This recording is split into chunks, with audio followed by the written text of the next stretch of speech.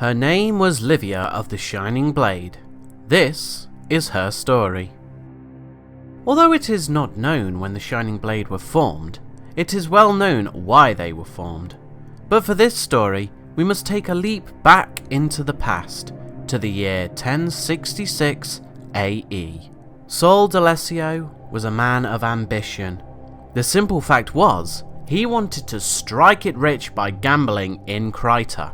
The sad truth is that he wasn't very good at it, and soon became severely indebted to the Lucky Horseshoe Guild, whose influence spread all over Tyria.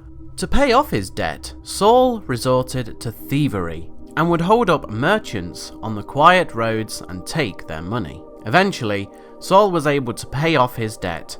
Shortly thereafter, a merchant whom he had previously robbed identified him to the Krytan authorities. He was captured and exiled. Saul was carried away from Kryta on a 3-day-long journey into the wilderness, all the while wearing a blindfold. When he was released, he found himself in endless forests. To survive, Saul ate berries and roots that he came across while stumbling through the jungle. Many days later, he was exhausted and famished, and as if from out of nowhere, he stumbled upon a hidden kingdom, with towering buildings that gleamed the brightest gold and reached into the very clouds above. From these structures came beings of divinity, donned in glowing gold armor, with thin wing-like appendages fluttering graciously from their spines in the mild breeze. These beings transformed Saul. They replenished his health and replaced his tattered clothing with glorious white robes of golden lining. Saul gave himself to these unseen ones, and returned to Kryta a changed man, no longer thirsting for ale and untold riches. He merely wished to spread the word of the unseen, and promised that they would protect them from the guild wars and the Char invasions that were prominent. Soon, Saul had a loyal following, and many of those devoted followers were recognized by donning the same white robes with golden thread. By 1067 AE, Saul and his disciples had become the dominant power in Kryta, and named themselves the White Mantle. Saul and his mantle continued to protect Kryta in the guild wars until 1070 AE, upon which time the Char Searing struck Ascalon, which marked the end of the final guild war. However, now there was an increased amount of Char in Kryta, which needed to be fended off. The White Mantle Scouts soon reported the discovery of a Char force within Krytan territory, and so Saul led a small team out to vanquish the intruders. However, this Char party saw them coming and retreated. Saul's party returned to Kryta that night, alone. They reported that the Char had lured them into a trap and Saul was killed. But this was not the truth. Indeed, the Char did lead Saul into an ambush. However, the Unseen had blessed him with their most powerful magic, which drained the Char of their lives in an instant. With their victory, the Unseen finally showed themselves to Saul and his followers. The Unseen told Saul's followers that they must find the Chosen and bring them to the Bloodstone within the Maguman jungle to sacrifice them in the name of their gods. And with that, they left, taking Saul with them, never to be seen or heard of again. Shortly thereafter, the White Mantle did as their gods told them, and began to gather up the Chosen, and promised they were being taken to live amongst the Unseen. But instead, they were taken to the Bloodstone, and slaughtered upon it to unleash an unknown power. The Shining Blade were formed to counter the effects of the White Mantle. Originally led by Evenia, she travelled to Ascalon prior to the Searing to ask King Adalbern for his assistance in taking them down and restoring the Krytan royal line to power over the White Mantle. Sadly, her negotiations were short-lived as the Searing struck. Evenia was the only survivor of her team, and made her way back towards Kryta to rendezvous with the inner council members, Saedra and Marcus. They now needed a new plan to overthrow the White Mantle, who had taken full control of Kryta. Avenia and her team followed the Mantle High Priest to the Bloodstone and witnessed the sacrifice of the Chosen. With the few followers she had, she waited within the Bloodstone Fen Forest and would free the imprisoned Chosen before they were slaughtered, which served to increase their numbers. At this time, they were visited by a former citizen of Or named Vizier Kilbron. He bargained with Avenia that if they were to assist him in locating and handing over the fabled Scepter of Or, he would use its power to aid them and turn the tide of the war. She accepted and began her search for the location of the scepter. It transpired that the White Mantle were in possession of it. Soon thereafter, a group of Ascalonian travellers were assisting the Mantle in escorting the Chosen through the forest. Avenia stopped them and took them away to her settlement nearby in the Maguman Wastes. It transpired that these Ascalonians were travelling with survivors searching to seek refuge within Kryta, and they had no idea what the White Mantle were doing with the Chosen. To gain her trust, Avenia tasked the team with retrieving the Scepter of Or from the White Mantle and delivering it to her, which they did. The Ascalonian heroes went on to aid the Shining Blade and Vizier Kilbron in many ways, but not all went as planned, and in the twisted plot, the Scepter of Or was lost. It was around this time that Livia joined the Shining Blade. Although she wasn't a prominent member at the time of her recruitment, it was in 1078 AE that they heard of the exploits of an Azuran named Gad, who would potentially prove useful in aiding the Shining Blade with weapons and technology in the fight against the White Mantle. Livia was dispatched to meet with Gad, to learn and acquire what she could, but with a hidden agenda of relocating the Scepter of Or and wielding its power to win the civil war that now consumed Kryta. Livia and her team worked closely with Gad and soon discovered that his methods were somewhat volatile. He showed no regard for the lives of her people and would send them away to test his creations. On occasion, they would not return in one piece. It was quite obvious that the other Azuran admired Gad's work, but they gave him a wide berth when it came to volunteering to assist him. Shortly after her arrival, Gad's experiments were interrupted as hordes of fiery monsters began to flood into the Azuran tunnels. As a consequence, they were forced to flee and take refuge above ground. During the panicked evacuation of the tunnels, Gad and Livia were separated from the rest of the Azuran, and they eventually found their way to the surface on the far eastern coastline of the Sea of Sorrows. A short while later, a few more Azuran arrived and helped Gad set up a camp, which he modestly named Gad's Encampment. Livia was concerned for her people and the other Azuran, as many were still missing. Therefore, she informed Gad that she was leaving to find them and would return to him later. Naturally, Gad couldn't care less. Livia travelled back into the tunnel system and carefully navigated her way through without being seen by the roaming monsters that now occupied the area. Eventually, she spotted an Azuran heading towards an opening and followed him out into an area filled with Azuran, who were all arguing about what to do next. The Azuran she had followed joined the conversation and was soon referred to as Vek. Livia recalled Gad speaking of this specific Azuran with venom, and so was not at all surprised when Vek refused to work with Gad. He also explained that he didn't know where Gad was. This was Livia's cue to reveal herself. If Gad is involved in this, include me out. I won't work with that old windbag. Vek, be reasonable. I am reasonable. Get Rank instead. He's capable and doesn't have any history with Gad. As you wish. We're going to need Gad, but no one knows where he is. I know where to find him. I know where to find Gad. I'm a member of the Shining Blade, and we've been working for him. Vec didn't seem overly keen to be in Gad's present, and so prolonged the experience for as long as he could by first setting off to find an Azuran named Ula. Therefore, Livia took this opportunity to ask around the Azuran camp that they named Vlox's Falls to find out what had happened to her comrades. After much probing, she came up empty, and could only assume that they perished.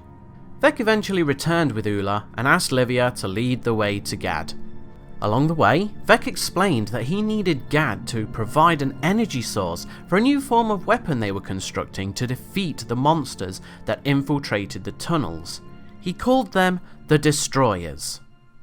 The weapon that he spoke of was of great interest to Livia, as she knew it could be the weapon she needed to overthrow the White Mantle. Vec called this weapon the Genius-Operated Living Enchanted Manifestation, or Golem for short. Arriving back at Gad's encampment, Livia took it upon herself to explain the situation to Gad. He was only too pleased to boast of his brilliance for Vec to hear, and barked orders at the team, who would escort him into the Bloodstone Cave to extract power from the Bloodstone directly. I don't want any screw-ups.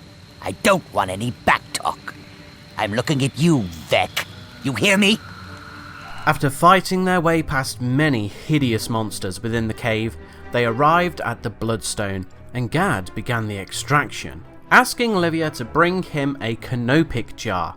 Vec interfered, which led to a spiral of disagreement within the party.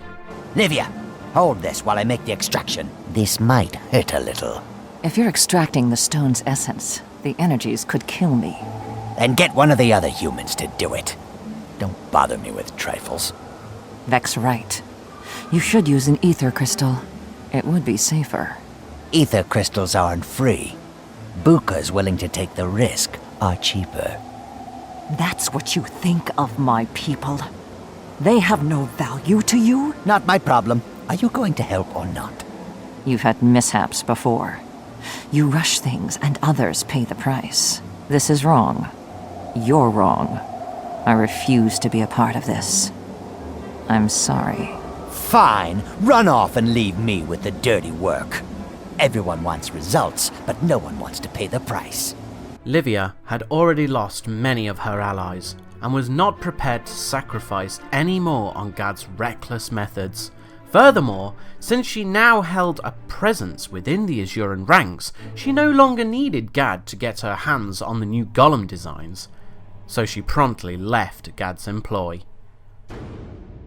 Livia returned to Vlox's Falls and was informed by the Azuran that Ula had constructed the staging platform, so Livia set out immediately to witness the technology for herself and to make note of how it worked.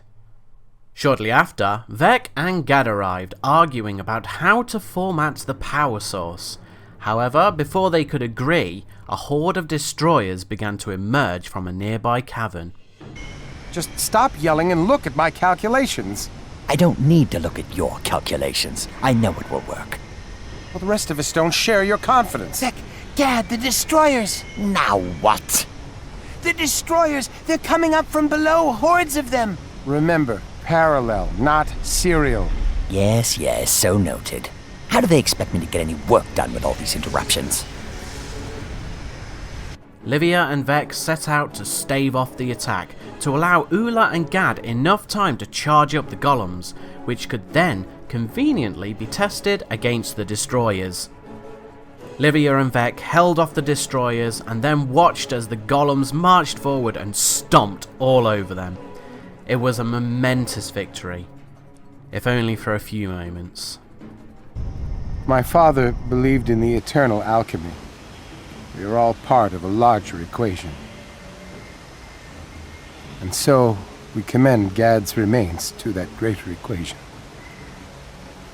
His ashes return to the universe, but his knowledge remains with us.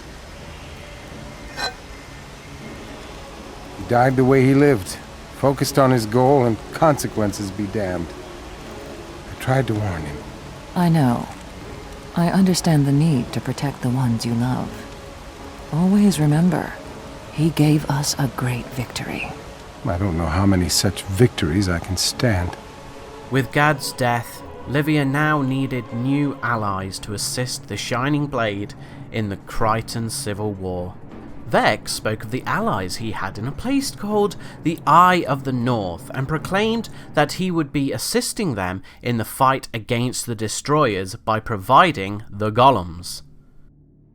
Livia was all too pleased to hear of these allies and hoped they would assist the Shining Blade. She travelled with Vec to the Eye of the North to meet these allies and offer her assistance, to then later use as a means to asking them to return the favour. The Eye of the North was filled with humans that called themselves the Ebon Vanguard, which Livia knew well as the Ascalonian Guard, but she couldn't quite understand why they were this far north. In any case, she introduced herself to the other allies, Gwen of the Vanguard, Ogden of the Dwarves, Jura of the Norn, and shortly afterwards, Achar entered and spoke to Gwen and went on to introduce himself as Pyre of the Char. In the centre of the room was a scrying pool, which Livia eyed up with intent, as she realised she could potentially use it to locate the Sceptre of Ore. No sooner had she thought this than the pool was lit up and showed the heroes a vision. To Livia's dismay, it wasn't of the sceptre, but instead the image of a cavern with the Great Destroyer, along with a dragon-shaped statue. Vec immediately chirped up that he knew where the statue was and explained it was directly beneath the central transfer chamber, which Livia knew well as she had used it to traverse the tunnel system with Gad many times before. Gwen ordered everyone to gather their troops and march on the central transfer chamber as soon as possible. But, having no troops to speak of, Livia stayed behind to gaze at the scrying pool for a while. With no visions of her own, she swiftly marched out with the Ebon Vanguard. Upon entering the caverns that led to the chamber, they came across the dwarves. All of the other allies had gathered their troops and all stood waiting for some reason. Before long, Ogden entered with a mighty hammer and handed it to his king. This king then summoned a power from the hammer, which transformed all the dwarves into stone warriors. Livia wondered if this hammer could be the weapon she needed to win the war and considered stealing it, before Ogden explained, "Those who undergo the rite are changed both in body and mind." After the transformation, the troops marched onwards towards the chamber. Many destroyers occupied the tunnels leading towards the chamber, and in the struggle many dwarves were destroyed, yet they marched on regardless. The golems were most effective and were almost indestructible. The Char and Norn were ferocious in battle and fought with cunning and guile. All the while, Livia watched these potential allies so that she would know who to recruit for the Civil War. They finally made it to the central transfer chamber and finished off the remaining destroyers. Of all those who fought, the dwarves were the ones who had sustained the most fatalities. Thus, Livia knew the hammer would not serve her well. Finally, they entered the statue room to fight the Great Destroyer. Livia fought from a safe distance, using the dead destroyers as vessels to raise undead minions with the necromantic powers that Gad had taught her to wield. It finally struck her that the power she possessed was the weapon she needed to turn the tide of the Crichton Civil War. To use the White Mantle corpses to raise an undead minion army of her own, and with the Sceptre of Ore, she could boost that power limitlessly. The team successfully slayed the Great Destroyer, and the dwarves pursued the remaining destroyers deeper into the Earth's core. Following the events of the Great Destroyer, Livia went back to her task of finding the Sceptre of Ore, with the expressed intention of travelling to the sunken city of Arar in search of it. A year later, in 1073 AE, Livia returned to the Shining Blade, although she did not appear to have the Sceptre of Ore on her person, so it was uncertain if she had located it at the time. Livia informed the Shining Blade of the Vanguard and the Azuran in the north, who now occupied a settlement called Rata Sum, and offered to go and recruit some Azuran to build them a golem that could defeat the Unseen. The Shining Blade dispatched a team to the Eye of the North to ask for the Vanguard's assistance while sending Livia off to Rata Sum. Arriving in Rata Sum, Livia befriended two Azuran called Zin and Blim, and asked them to assist her in constructing a golem that would stand up to the Unseen Ones. Interestingly, they had discovered some texts within Rata Sum that spoke of a race called the Mursat, who fit the description of the Unseen. This text also spoke of a race called the Seers, who possessed a natural ability to nullify the Mursat's most powerful magic called Spectral Agony. Zin, Blim and Livia worked to locate the remains of one of these Seers and extracted its power, placing it inside a golem as a power source. Meanwhile, the Shining Blade had made contact with the Ebon Vanguard, and they had agreed to assist in the Krytan Civil War.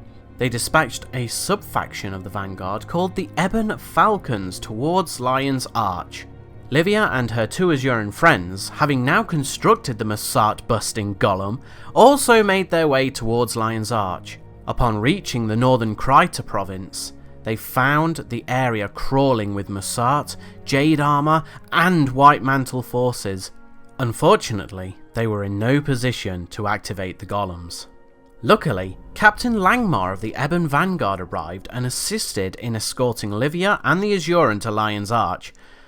Unfortunately, they were spotted all too soon, and in their attempts to escape, Captain Langmar was killed by a Mursat. However, her death gave Livia the chance she needed to flee and make it to safety within Lion's Arch. There, they activated the golems and thwarted the Mursat and White Mantle. With this victory, Salma and the Royalist forces regained control of Kryta. After many years of war, Salma was finally crowned as Queen. The Shining Blade's leader, Barthola, stepped down and left to command the newly formed Seraph Guard, who would become the protectors of Kryta. Livia was promoted to leader of the Shining Blade, who henceforth would be the private guardians of all future kings and queens of Kryta. Livia remained the leader of the Shining Blade for many, many years. By this, it is meant that Livia was still the leader of the Shining Blade 183 years later. In 1256 AE, Livia was aboard the Krytan ship called Balthazar's Trident on an expedition to investigate the recent activity surrounding the Rising of Or. Her vessel was attacked by risen ships. But it is known that Livia used her power and knowledge of Orion magic to stave off the risen monsters that attempted to board Balthazar's trident. It was known at this time that Livia's weapon was that of the Scepter of Or. One would assume that being around 200 years of age, Livia would be a feebled old woman who should have died at least 100 years since. But this assumption was most emphatically incorrect, as Livia remained a vision of beauty and youth. How this is possible has never been confirmed. Some speculate that it was due to her selling her soul to become an immortal Lich Queen, whereas others theorize a far darker tale that she would sacrifice the young prisoners of Divinity's Reach and use their blood to give herself eternal youth and beauty. In any case, the truth was never discovered, and she eventually vanished without trace. Perhaps she died, or more disturbingly, perhaps she is still alive to this very day. Most believe that Halloween is about the Mad King, but listen carefully to the citizens of Tyria this year, for you may just hear a few tales about the unaging necromancer Livia. One such tale tells of a floating tower near Garenhof, owned by a powerful wizard named Isgaran. The children of Garenhof look forward to becoming the wizard's apprentice and are invited to go to the tower, and are never seen or heard of again. In exchange for these apprentices, Isgaran gives the townsfolk an everlasting supply of elemental servants and guards. Some Tyrians believe that Isgaran is actually Livia, or a servant of Livia, but no one truly knows. Either way, Livia's whereabouts, including that of the Scepter of Ore, are currently unknown. Are these stories true, or are they merely old tales? Either way, it seems most fitting that her story is told on the night of Halloween. Just watch your back for this mistress of darkness. The end?